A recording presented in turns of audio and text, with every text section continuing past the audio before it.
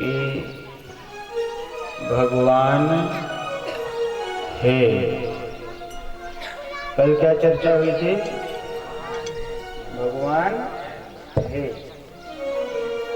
कभी कोई ये भ्रम में मत रहना कि खाली हम ही है, खाली हम ही है और हम ही ऐसे ही रहेंगे।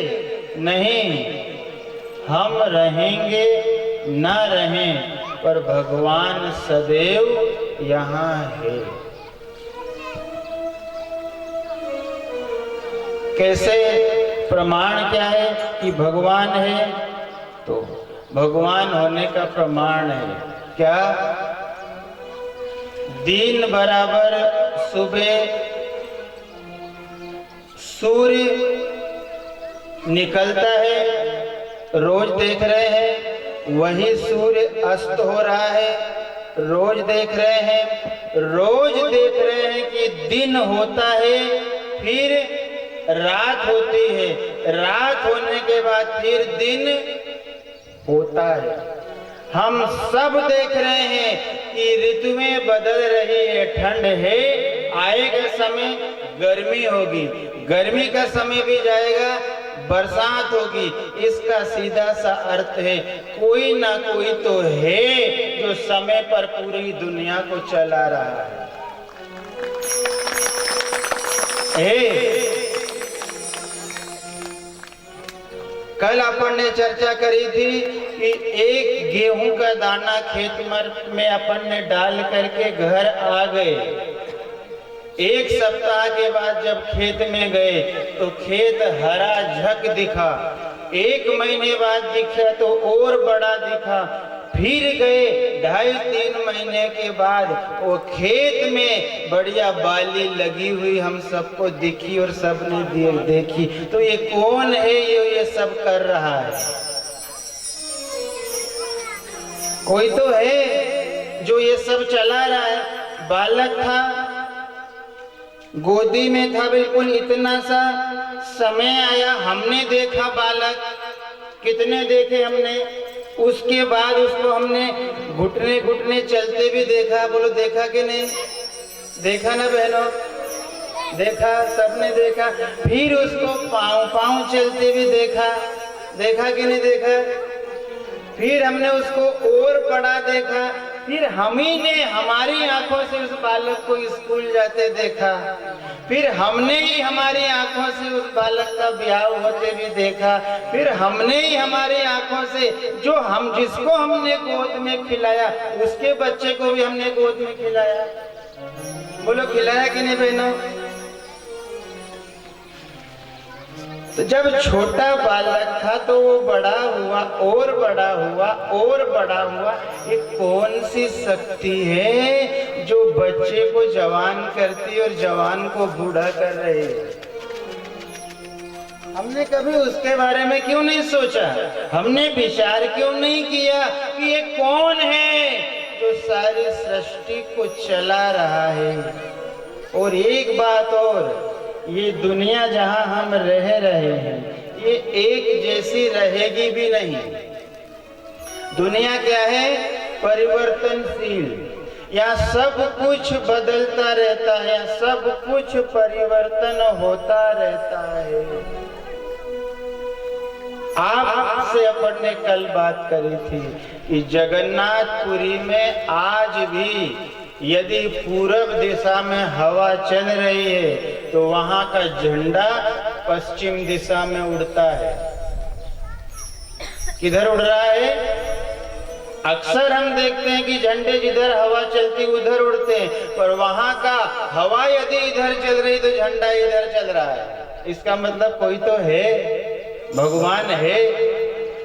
अभी 5-7 साल वर्ष पहले केदारनाथ में अपन ने कल चर्चा करी, सुनामी आई, ऐसी आपदा आई कि वहां 16 mm की राड के जो होटल बने थे, बड़े बड़े मकान बने थे, मजबूत थे, पर उस सुनामी में सब के सब धराशायी हो गए, सब मिट्टी में मिल गए। पर 1000 वर्ष पुराना वह मंदिर ज्यों का त्यों खड़ा रहा। ज्यों का तू जरा सी खरोज भी नहीं आई। तब वैज्ञानिकों ने भी मन में विचार किया कि वास्तव में इस दुनिया में भगवान है। हमारे संतों ने कहा कहाँ कहाँ, उनके सुन लो रे। ज्यों तिल माही तेल है, ज्यों चकमक में आग। चकमक में आग है पर दिखती नहीं। कोई कहे कहाँ है आग, किसने देखी? तो फिर किसी ने कहा पागल, आग तो है पर रगड़ करने से प्रकट होती है। रगड़ करी तो आग प्रकट हुई। भगवान नहीं है। उन्होंने कहा है, कहाँ है?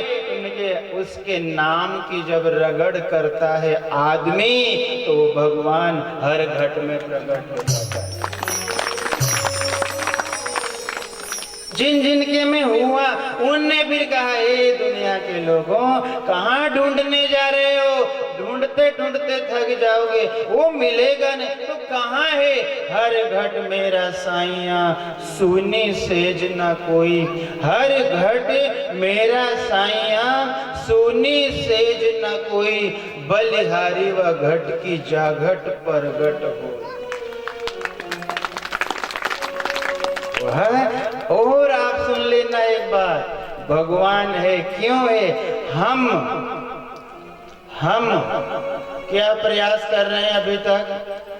हमारा प्रयास क्या है कि मकान यदि अच्छा हो, 3-4 मंजिल का हो, सुविधा सारी मकान में हो, सुख मिलेगा। गाड़ी घर की हो, घर में खड़ी रहे, सुख मिलेगा। बैंक बैलेंस हो, सुख मिलेगा। तो हमें किसी ने कह दिया ये सब सुविधा रहेगी, आदमी सुखी रहेगा इसके कारण, तो लोग इनको इकट्ठा करने में लग गए। रोज लगे, दिन रात लगे, उन्हें कि जोड़ लो, अच्छा मकान बनाऊंगा, सुखी रहूंगा, बैंक बैलेंस अच्छा हो जाएगा, गाड़ी घर में हो जाएगी, सुविधा अच्छी हो जाएगी, सुखी रहूंगा। तो वो सुख के कारण आदमी व्यवस्था करता रहता है, करता रहता है। व्यवस्था सब कुछ हो जाती है, इसके बाद भी पूछा क्या हाल चाल है? दादा ठीक नहीं है। क्यों नहीं ठीक है? गाँव में इतना बड़ा है तो क्या मतलब का, लोगों के तो इटारसी होशंगाबाद में बड़े बड़े मकान है, हो सकता हो सुखी होंगे। तो इसका मन हुआ कि मैं भी वहां भी बनाऊं, तो फिर उसने वहां भी बनाया। फिर पूछा क्या हालचाल? उनके यहाँ भी सुख नहीं। वो जोड़ते, वो करते गया, करने को तो बहुत कर लिया, पर उसके बाद भी आदमी अशांत का अशांत, फिर भी आदमी दुखी का दुखी। दूसरा साधु से पूछा, रे संत तेरा क्या हालचाल है? एक लंगोटी है, एक जोड़ी कपड़ा धारण किया है, एक टपरिया नर्मदा जी के तट में बनी हुई है, वहाँ बैठा है, खुद बना रहा है, खुद खा रहा है, जटा लगी हुई है और बैठा है। उनके तेरा क्या हालचाल है? हमने तो इतना सब करने के बाद भी शांति नहीं मिली, तेरा हालचाल? उनके साहब मैं तो बहुत आनंद और मस्त हूँ। हमारे पास इतनी सुविधा होने के बाद भी दुखी हैं, और वो साधु अकेला बैठ करके नर्मदा जी के तट पर, कभी भोजन मिलता कभी नहीं मिलता, इसके बाद भी कहता है कि मैं शहंशाहों का भी शहंशाह हूँ। इसका सीधा सा अर्थ है कुछ ना कुछ तो है जो हम नहीं पा पाए, और उसने पा लिया तो वह सुखी हो गए और हम दुखी हो गए। आइए ना, हरि नाम जपते हैं, हरि नाम की पूंजी धारण करते हैं, क्या होगा उसे रखना। आगे बढ़ रहे हैं, हमेशा भरोसे में रहना, भगवान है। कल अपन ने चर्चा करी थी कि हमारी आंख पर्दे के उस पार नहीं देख सकती, हमारी आंख दीवार के अंदर नहीं देख सकती, पर उसकी आंख सारी दुनिया को देख रही है, वो सबको देख रहा है। और आपको पता है भगवान कब हंसता है? गुरुजी, भगवान कब हंसता है? वो बैठा बैठा हंसता है आदमी को देख के। तू कब और क्यों हंसता है? उनकी मैं जब हंसता हूँ जब व्यक्ति मकान बनाए, और मकान बनाते समय वह मिस्त्री से कहे, इंजीनियर से कहे बहुत मजबूत बनाना, 100, 125, 200 साल तक मकान हिलना नहीं चाहिए, ऐसा मजबूत बनाना। जब आदमी दुकान पे जाए और दुकान वाले से घड़ी ले और वो घड़ी की पूछेगी साहब कब तक चलेगी, उनकी गारंटी है 1 साल की पक्की गारंटी, गारंटी नहीं है गारंटी है। बहने साड़ी खरीदने जाए, दुकानदार गारंटी देता है कि गारंटी है कलर नहीं जाएगा, 1 साल की है 2 साल की है। तब वो हंसता है कि देखो रे, मकान की गारंटी पूछ रहा है, ये गाड़ी की गारंटी पूछ रहा है, ये साड़ी की गारंटी पूछ रहा है, पर इसको पता ही नहीं है जीवन की नो गारंटी है। सोचो तो साहब, जीवन की नो गारंटी। अभी रात में 7 बजे खारी में हमारा एक साथी, एक बंधु, जो एक झटके में इतना सब कुछ किया, एक झटका आया और एक झटके में आधे घंटे के अंदर संसार छोड़ कर चला। मतलब हम गारंटी पूछते हैं, मकान की हो, कोई सामान की हो, सबकी गारंटी है, पर जिसके लिए गारंटी पूछ रहे हैं वो जो धारण किया है ना जीवन, वो नो गारंटी है। उसने कह दिया मैं दे रहा हूं, तो इसकी कोई गारंटी है? कितने दिन की गारंटी है? ये जो सामान, ये शरीर आपको दे रहे हैं, ये शरीर नो गारंटी का आइटम है, इसकी कोई गारंटी नहीं दी उसने। साथ में अपन ने कल चर्चा करी कि आने की गारंटी है, 9 महीने में आएगा, पर यहाँ से जाने की कोई गारंटी नहीं है। इसलिए जीवन में सदैव सचेत रहना और सचेत रह करके हमेशा एक बात सोचते रहना कि नो गारंटी वाले सामान में रह रहा हूँ। कोई भी कर्म करने से पहले 10 बार सोचना। कल अपन ने बात करी थी कि दुकान पे या कोई साथी ने, कोई सहेली ने कान के कुंडल यदि दे दिए और अपन ने ब्याह निपटा करके आ गए, तो अपन ने उसको कहा बहुत धन्यवाद आपने कान के कुंडल दिए, पर जिसने कान दिए हैं हमने उसको धन्यवाद कहा कि नहीं कहा? जिसने जीवन दिया है हमने उनको धन्यवाद कहा कि नहीं कहा? किसी ने थोड़ी बहुत बीमारी ठीक कर दी, हमने उसको धन्यवाद कह दिया, पर जिसने जीवन दिया उसको धन्यवाद भी हमें कहना चाहिए।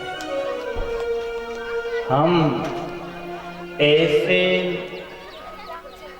सौभाग्यशाली लोग हैं, हमारा जन्म भारत जैसे देश में हुआ है।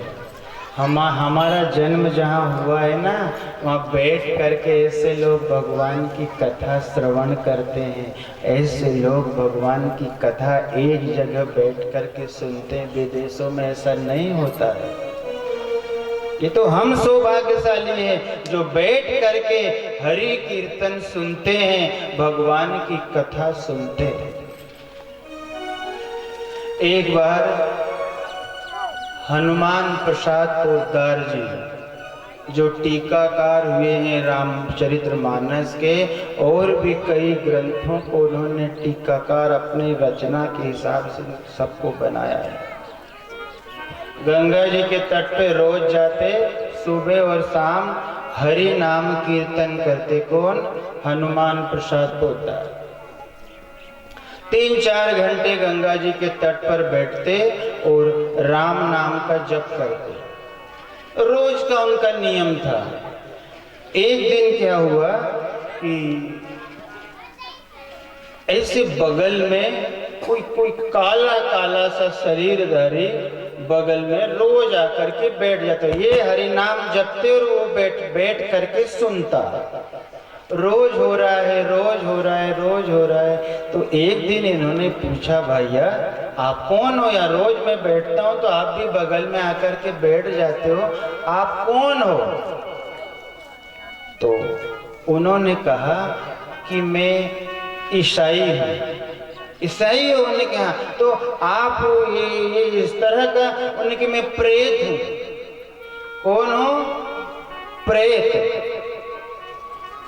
तो अब रोज के इसमें रोज इसलिए आता हूँ कि मेरी योनि प्रेत योनि में चली गई, मेरा कर्म ठीक नहीं था तो मैं प्रेत बन गया। तो कहीं भी घूमता फिरता हूँ रोज तो मुझे बहुत अशांति होती, मैं बड़ा दुखी और विचलित होता हूँ, मैं बहुत परेशान होता हूँ। आपके बगल में बैठने से मेरे को शांति मिलती है, अच्छा लगता है आपके बगल में, इसलिए मैं रोज आकर के बैठता हूँ। तो उन्होंने कहा आज आपसे बात ही निकल रही है। तो उस प्रेत ने कहा एक निवेदन था कि मैं कई दिनों से भटक रहा हूँ, परेशान हो रहा हूँ, आप कृपया करके मेरा उद्धार कर दो। कौन बोल रहा है? वो प्रेत। तो हनुमान प्रसाद पोद्दार जी ने कहा भैया मैं कोई ऐसा सिद्ध महापुरुष नहीं हूँ जो किसी का उद्धार कर दूँ, ये मेरे बस का नहीं। मेरे को लग रहा आप उद्धार कर दोगे तो वो प्रेत ही विधि बता रहा है, अपने उद्धार की प्रेत विधि बता रहा है कि आप एक काम करो, गया जी में जाकर के कोई सिद्ध ब्राह्मण से मेरा तर्पण करा दो, मेरा पिंड दान करा दो तो मेरा उद्धार हो जाएगा, कई दिनों से भटक रहा हूँ। तो उन्होंने सुन करके हनुमान प्रसाद जी को बहुत अच्छा लगा। उन्होंने ब्राह्मण की खोज करी और ब्राह्मण की खोज करके बुलाया और कहा एक काम करो प्रेत जी, इस ब्राह्मण देवता के साथ चले जाओ गया जी, ये आपका उद्धार। तो वो प्रेत गया और पंडित जी के साथ गया जी में जाकर के पिंड बनाए और पिंड बना करके नदी में समाहित किया, वैसे ही उस प्रेत का उद्धार हो गया। अब आप कल्पना करो कि हमारा जो हिंदू सनातन धर्म है, हमारी जो सनातन संस्कृति है, दुनिया में ऐसा कोई धर्म नहीं है जो मरने के बाद उद्धार करने की जिसके पास विधि हो। जिनके बाद आदमी चला जाए, मर जाए और उसके बाद भी उसको उद्धार करने की विधि हो, वो कोई धर्म में नहीं है। केवल एक सनातन धर्म ही यह चिल्ला करके कहता है और बड़े गर्व से कहता है कि मैं जीते जी तो उद्धार कर सकता हूँ, मरने के बाद भी मैं प्रेत आत्माओं का उद्धार करता हूँ। यह जो कथा हो रही है, ये कथा अब आप सभी कह रहे हैं कि हमारे गांव में जब से गांव बसा कई पीढ़ी निकल गई, पर हमारे गांव में कभी कथा नहीं हुई, कभी कथा श्रवण करने का अवसर नहीं मिला, कभी आयोजन करवाने का अवसर नहीं मिला। आज पहली बार यह आयोजन, पता है इससे क्या फायदा होगा?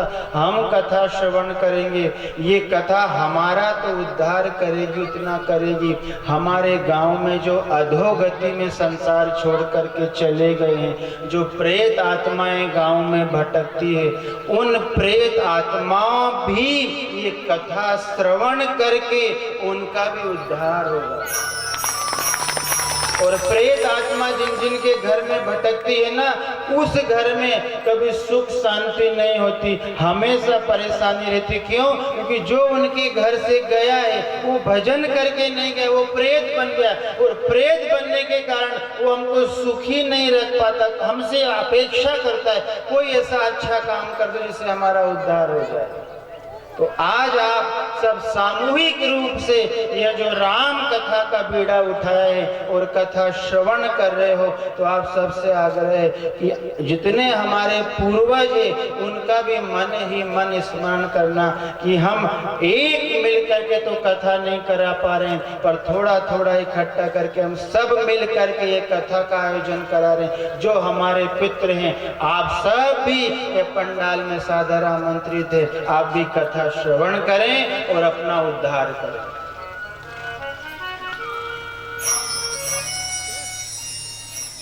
बड़े आराम से। अच्छा एक चीज बताओ,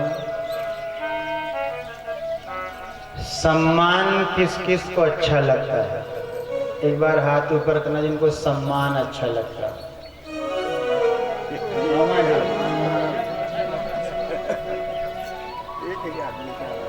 आप में से सबको अच्छा लगता है ना सम्मान? भैया गाडरिया वाले भैया अच्छा लगता सम्मान। मान लो हम कहीं जाएं, लोग हमारा सम्मान कर, आइए बैठिए, एक कुर्सी लगा दी, बैठा दिया कुर्सी पे, चाय ला दी, पानी ला दिया, भोजन की पूछ ली, अच्छा लगता है। सबको सम्मान अच्छा लगता है, किसी को अच्छा, कोई ऐसा नहीं को अच्छा नहीं लगे, अच्छा लगता है ना, सबको अच्छा लगे। बहनों आपको भी अच्छा लगे।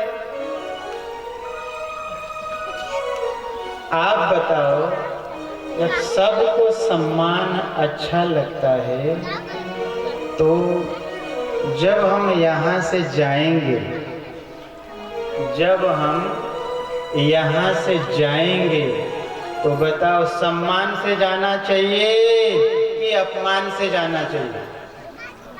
सम्मान से जाना चाहिए। सम्मान से कैसे जाए? वो आएगा, विमान भेजेगा, उसमें बिठा लेगा, बिठा करके बढ़िया स्वागत सत्कार और जय जयकार से लेकर के जाएगा, अच्छा लगेगा। ईमानदारी बताओ, वो डंडा लेकर के आए, तलवार लेकर के भेजे, मारते काटते चिल्लाते चीखते यहाँ से लेकर के जाए, अच्छा लगेगा? बुरा लगेगा सबको। सब चाहते हैं सम्मान चाहिए, पर सम्मान पाने के लिए हमें अच्छा कार्य करना पड़ेगा। जो अच्छा कार्य करेगा वो यहाँ से सम्मान से जाएगा, और जो बुरा कार्य करेगा वो यहाँ से अपमान से जाएगा। अच्छा करना, जितना हो सके लोगों का अच्छा करना, जितना हो सके परमार्थ करना, दीन दुखी की सेवा करना। जितना हम लोगों का भला करेंगे, या शास्त्रों का और संतों का मत है कि जीव अपने खुद के प्रयास से कभी सुखी नहीं होता है। वो चाहे कि मैं मेरी कोशिश करके मेरे को सुखी रख सकूं, मेरे परिवार को सुखी रख सकूं, अपने स्वयं के प्रयास से हम सुखी नहीं रह सकते, हम सुखी रख भी नहीं सकते। तो सुखी कैसे रख सकते हैं? यहाँ का नियम है, कर भला तो हो भला, कर बुरा तो हो बुरा। क्या है? यदि हम सुखी रहना चाहते हैं भाई बहनों, गांठ बांध लेना, हम जितना लोगों का भला करेंगे उतना हम सुखी रहेंगे, हम लोगों का जितना बुरा करेंगे हम उतना दुखी रहेंगे। हम सोचे लोगों का बुरा करते रहे, ये जिनका बुरा हो रहा है इनका होने दो, इनका बुरा नहीं हो रहा है। आपसे कह दिया है, हमारी दो आंखें, हम पर्दे के उस तरफ नहीं देख सकते, उसकी 1000 आंखें, कौन क्या कर रहा है वो सब देख रहा है, वो सब देख रहा है, और सबको देख रहा है कौन क्या कर रहा है।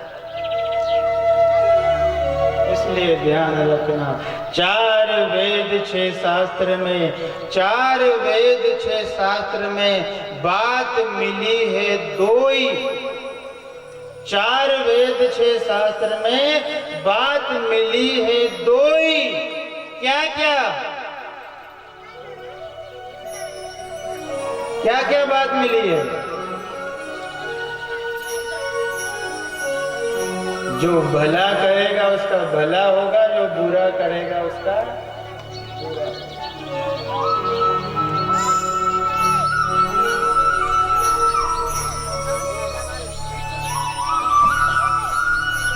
और एक बात और आपसे कह करके चलें भाई बहनों, भगवान पर सबका अधिकार है। ऐसा मत सोचना भगवान पर किसी एक का अधिकार है। प्रभु राम किसके हैं बताएं? भगवान राम ने सबसे अधिक किसी से यदि प्रेम किया है तो वो प्रेम आदिवासी समाज से किया है। किसे किया है? आदिवासी समाज से। प्रभु ने आधा जीवन यदि किसी के साथ बिताया है राम ने, तो किसके साथ बिताया है? आदिवासी समाज के साथ बिताया है राम ने आधा जीवन। वास्तविक सनातनी और हिंदू यदि कोई है इस दुनिया में तो वह आदिवासी समाज ही वास्तविक हिंदू और सनातनी है। क्यों बताएं क्यों? अभी मान लो कोई भी त्योहार आ रहा है, अभी दिवाली आई, आगे भी आएगी, अभी होली आएगी। ईमानदारी बताना, दीपावली का त्योहार सबसे अधिक कौन सी समाज मनाती है? क्यों मामा जी? आदिवासी समाज दीपावली का सबसे ज्यादा त्योहार। और हमारा त्योहार तो एक दिन एक फटाके की लड़फोड़ करके हम तो त्योहार मना करके खत्म कर लेते हैं। और हमारा आदिवासी समाज जितना पैसा तिजोरी में सबका सब दुकानदार के पास जा के झोंक देता है, त्योहार आया है हम उसको उत्सव से मनाएंगे। कौन कह रहा है?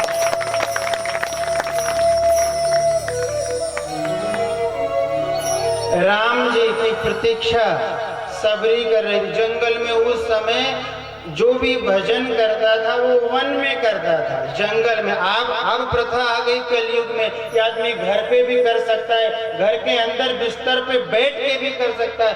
उस समय जो भी भजन करता था वो कहाँ करता था? जंगल में। तो ये सबरी भी बैठती थी, रोज भजन करे, कुटिया बना ली, कुटिया बना करके सबरी मैया भजन करती थी। पता है सबरी कौन थी? आपकी समाज की सबरी थी, भील जाती थी, भीलनी जाति की सबरी थी मामा जी।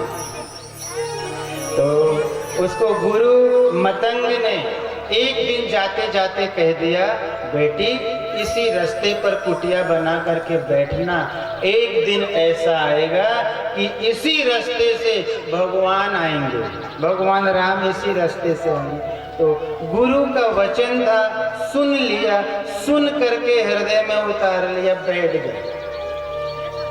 बालपन निकल गया, बैठी है, जवानी निकल गई, सबरी बैठी है। देखो गुरु की के शब्द पर विश्वास।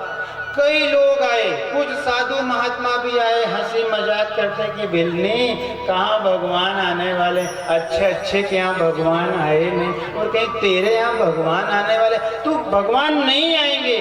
खूब लोगों ने कहा पर नहीं, मेरे गुरु के ने कहा है भगवान आएंगे, इसका अर्थ है भगवान आएंगे। बैठी रही, बैठी रही, बुढ़ापा आ गया, जर जर अवस्था हो गई, पर सबरी मैया बैठी रही। एक दिन प्रेम है साहब, आपको बताएं, हमारे अंदर सबसे बड़ी पूंजी क्या है? हमारे अंदर सबसे बड़ी पूंजी है प्रेम। प्रेम हमारी सबसे बड़ी पूंजी है। हमने उस प्रेम को दुनिया में लगा दिया तो भगवान के को लगाने लायक हमारे पास कुछ नहीं बचा। बचाओ किसको? प्रेम को। और उस प्रेम को कहाँ लगाना? भगवान में। प्रेम यदि भगवान में लग गया और प्रेम यदि सच्चे मन से लग गया तो जहां देखो वहीं भगवान। बचा के रखना काहे को? प्रेम। सबरी बेटी है, आएगा एक दिन। सारे कहाँ का आने वाला, जर जर अवस्था हो गई, बूढ़ी हो गई, बस जाने की तैयारी में। कोई साधु महात्माएं, देवी तेरा पिंडदान करना पड़ेगा, काहे को यहाँ बैठी है, जा घर जा, अब भगवान आने वाले नहीं, तू ही ऊपर जा रही है, आएगा आएगा। बैठी थी, रोज फूल बिछाती थी, किलोमीटर तक जा जा करके फूल बिछाती थी। गुरु के शब्द पर भरोसा था, बैठी रही, बैठी रही, बैठी रही। सबको चीरता हुआ वह राम सीधे जंगलों से सबरी की कुटिया तक पहुंच गया।